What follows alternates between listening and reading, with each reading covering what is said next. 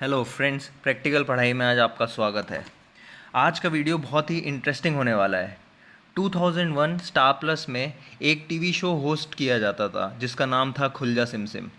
इसको एक जाने माने टीवी एंकर अमन वर्मा होस्ट करते थे और यह शो बहुत ही ज़्यादा चला और बहुत ही इंटरेस्टिंग था क्योंकि इसमें पार्टिसिपेट किए गए कंटेस्टेंट्स अपने लक के बेसिस पे कई बार काफ़ी बड़ा इनाम जीतते थे। अब मान लीजिए आपको इस शो पे जाने का मौका दिया जाता है। हर बार की तरह जो शो का होस्ट है वो आपको 3 दरवाज़ों में से एक दरवाज़ा चूज़ करने को बोलता है।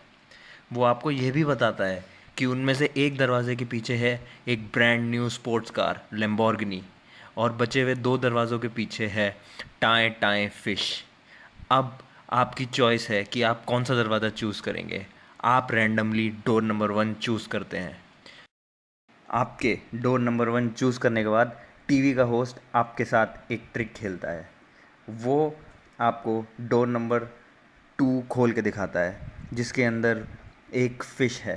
अब वो आपको फिर से चॉइस देता है कि या तो आप डोर नंबर 3 पे स्विच कर लें या फिर आप अपनी इनिशियल चॉइस जो पहले वाली चॉइस थी डोर नंबर 1 के साथ ही रहें।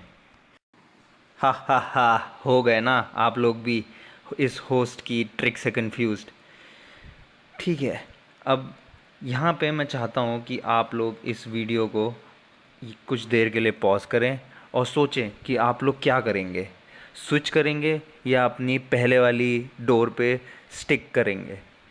इस चीज़ का आपको ध्यान रहे कि होस्ट जो कि इस गेम शो का ऑर्गेनाइज़र भी है उसको पता है कि हर दरवाजे के पीछे क्या है और वो एग्जैक्टली पूरे गेम शो के बारे में जानता है। प्लीज़ अपने जवाब कमेंट बॉक्स में टाइप करें। अब आप सभी ने अपना अपना डिसीजन सोच लिया होगा। अब आगे बढ़ते हैं इस प्रॉब्लम के सॉल्यूशन की तरफ। जिन जिन लोगों ने यह सोचा कि वो स्विच करेंगे वो एक सही स्ट्रैटेजी है और जिन्होंने सोचा कि वो अपने पहले वाले दरवाजे की तरफ स्टिक रहेंगे वो एक गलत स्ट्रैटेजी है। आगे चलिए देखते हैं कैसे। चीज़ें कैसी थीं जब ये गेम स्टार्ट हुआ। डोर नंबर 1 में गाड़ी की प्रोबेबिलिटी 1/3 थी, डोर नंबर 2 में भी 1/3 थी और डोर नंबर 3 में भी 1/3। तो तीनों डोर की में कार होने की प्रोबेबिलिटी एग्जैक्टली सिमिलर थी जो कि 33% थी। लेकिन जब गेम शो होस्ट अपनी इनसाइडर नॉलेज ले आया और उसने डोर नंबर 2 में फ़िश दिखा दी तब चीज़ें बदल गईं। आइए जानने की कोशिश करते हैं कैसे। अज्यूम करते हैं कि आप ये मन बना के आए हैं कि आप कभी भी स्विच नहीं करेंगे। आपने मन में एक स्ट्रैटेजी रखी है कि मैं तो अपने इनिशियल चॉइस के साथ ही रहूँगा चाहे गेम शो मुझे कुछ भी दिखा दें। और यह भी एग्जांपल ले लेते हैं कि मान लीजिए लैम्बोर्गिनी डोर नंबर 3 में है तो गेम कैसे प्रोसीड होगा। आप सबसे पहले आप डोर नंबर 1 चूज़ करेंगे रैंडमली। फिर गेम शो होस्ट आपको डोर नंबर 2 खोल के दिखाएगा कि उसके अंदर एक फ़िश है और क्योंकि आप कभी स्विच नहीं करेंगे आप उसको बोलेंगे कि मैं स्विच नहीं करना चाहता और मैं डोर नंबर 1 के साथ ही रहना चाहता हूँ और इन दी एंड आप हार जाएंगे। अब मान लेते हैं कि लैम्बोर्गिनी तो डोर नंबर 3 में ही है लेकिन इनिशियली सबसे पहले वाले चॉइस में आपने चूज़ किया होता डोर नंबर 2 तो गेम कैसे प्रोसीड होता। अब शो होस्ट के पास सिर्फ एक ही चॉइस है कि वो आपको डोर नंबर 1 में जो छुपी हुई फ़िश है वो खोल के दिखाए। वो आपको फ़िश खोल के दिखाता है और आपसे पूछता है कि आप डोर नंबर 2 पे स्टिक रहना चाहते हैं या आप स्विच करके डोर नंबर 3 पे जाना चाहते हैं। आप क्योंकि मन बना के आए थे कि मैं तो कभी स्विच नहीं करूँगा तो आप डोर नंबर 2 पे ही स्टिक रहे और इन दी एंड आप हार गए और टाएं टाएं फिश ही जीत पाए। अब मान लेते हैं कि आपका मन स्टार्टिंग में अगर बदल गया होता और आपने तुक्के में डोर नंबर 3 इनिशियल चॉइस में चूज़ कर लिया होता तो गेम शो होस्ट आपको कोई सभी दोनों में से एक दरवाजे के अंदर की फ़िश दिखा सकता था। मान लीजिए उसने डोर नंबर 1 की फ़िश दिखा के आपसे पूछा कि अब आप क्या करना चाहते हैं। आप डोर नंबर 3 पे स्टिक रहना चाहते हैं या फिर आप स्विच करके दूसरे दरवाजे पे जाना चाहते हैं। आप डोर नंबर 3 पे ही स्टिक रहते हैं और इस बार लकीली आप लैम्बोर्गिनी जीत जाते हैं।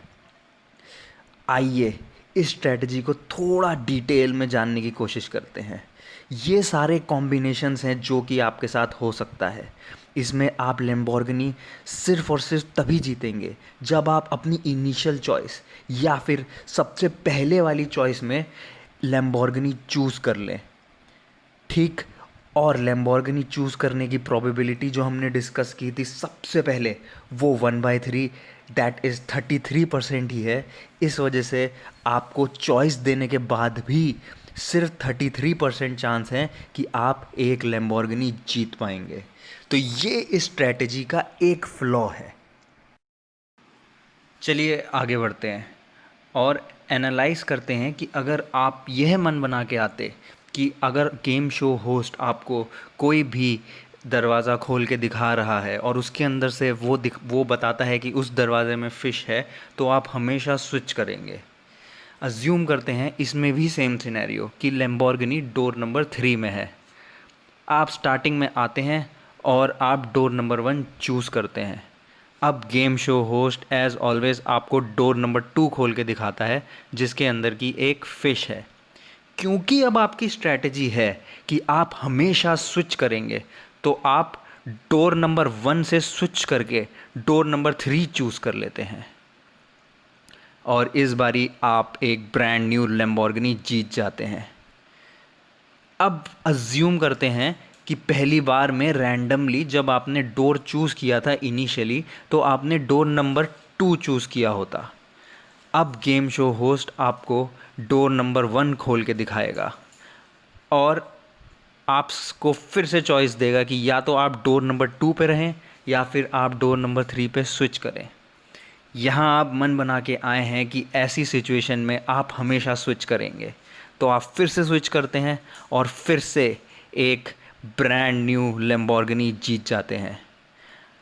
अब मानते हैं कि रैंडमली पहली बारी इनिशियली जब आपको चॉइस मिली थी तो अब आपने डोर नंबर 3 चूज़ किया। अब गेम शो होस्ट ने आपको डोर नंबर 1 खोल के दिखाया कि उसके अंदर एक फ़िश है। फिर उसने आपसे पूछा कि क्या आप डोर नंबर 3 पे रहना चाहते हैं या फिर आप डोर नंबर 2 पे स्विच होना चाहते हैं, और इस बारी आप डोर नंबर 2 पे स्विच हुए और इस बारी आप हार गए। तो इसमें अगर आपने जैसे कि देखा है कि आप कई बारी 3 में से 2 बारी जीते हैं, तो इस स्ट्रैटेजी को अगर हम थोड़ा एनालाइज करें तो इस स्ट्रैटेजी में आप सिर्फ और सिर्फ तभी हारेंगे जब आप सबसे पहली बारी योग की इनिशियल चॉइस में आप लैम्बोर्गिनी चूज़ करेंगे। और इनिशियली लैम्बोर्गिनी चूज़ करने की प्रोबेबिलिटी जो हमने डिस्कस की थी वो थी 1/3 दैट इज़ 33%। तो लैम्बोर्गिनी नहीं चूज़ करने की प्रोबेबिलिटी क्या हुई, 100 माइनस 33 जो कि हुई 66%। तो 66% चांस है कि इस स्ट्रैटेजी के साथ आप ये गेम जीत जाएंगे। अब ये तो आप सभी लोग जान गए हैं कि स्विच करना ही सही स्ट्रैटेजी है, लेकिन ऐसा क्या हुआ कि जिसमें कि प्रोबेबिलिटी स्टार्टिंग में जो 33% थी वो बढ़कर 66% हो गई। एक्चुअली हुआ क्या, जब गेम शो का होस्ट अपनी इनसाइडर इन्फॉर्मेशन लाके डोर नंबर 2 में उसने हमें फ़िश दिखा दी, तो door number 2 plus door number 3 की जो प्रोबेबिलिटी थी वो एक्चुअली मर्ज हो गई और वो जस्ट डबल हो गई। समझ नहीं आया तो एक दूसरे इंट्यूटिव एग्जाम्पल से समझने की कोशिश करते हैं। मान लीजिए गेम शो होस्ट इस बारी आपको 3 दरवाज़ों के बदले 50 दरवाजे देता है। आप रैंडमली फिर से डोर नंबर 1 चूज़ कर लेते हैं और इस बारी गेम शो होस्ट सारे दरवाजे खोल के उन सभी में फ़िश दिखाता है और उनमें से एक दरवाज़ा छोड़ देता है। अब आप क्या करेंगे, अपनी इनिशियल चॉइस पे स्टिक रहेंगे या फिर जो बचा हुआ दरवाज़ा है उस पर स्विच करेंगे? यहाँ आपका मन थोड़ा डगमगा गया होगा कि अभी हम स्विच करना ही सही स्ट्रैटेजी है।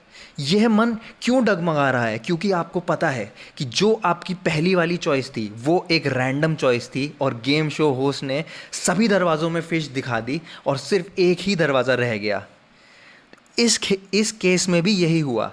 स्टार्टिंग में जो आपने डोर चूज़ किया तब आपके जीतने की प्रोबेबिलिटी 1/50 थी, लेकिन जब गेम शो होस्ट ने बचे हुए सारे दरवाज़ों में फिश दिखा दी तो सारे दरवाज़ों की जो प्रोबेबिलिटी है वो मर्ज होके सिर्फ एक दरवाजे पे रह गई। इससे हमें क्या पता लगा कि क्या हम ये गेम हमेशा जीतेंगे? ऐसा बिल्कुल भी नहीं है। लेकिन अगर ये गेम हम बार बार खेलें और गेम शो होस्ट हमें बार बार ये प्रॉब्लम दे और बार बार हमें फिश दिखाए तो हम ज़रूर जीतेंगे। हम लोग प्रैक्टिकल पढ़ाई में यही सिखाते हैं कि पढ़ाई का सिर्फ थ्योरेटिकल यूज़ नहीं है बल्कि प्रैक्टिकल यूज़ भी है हमारी डिफरेंट डिफरेंट लाइफ की सिचुएशंस में। अगर आप ऐसी पजल्स में इंटरेस्टेड हैं तो आप हमारा चैनल सब्सक्राइब कर सकते हैं और हमारा बेल आइकन भी प्रेस कर सकते हैं। यह वीडियो अपने सभी दोस्तों के साथ शेयर मत करना भूलना, क्योंकि पढ़ाई तो एक ऐसी चीज़ है जितना बांटो उतनी ही बढ़ती है। Thank you.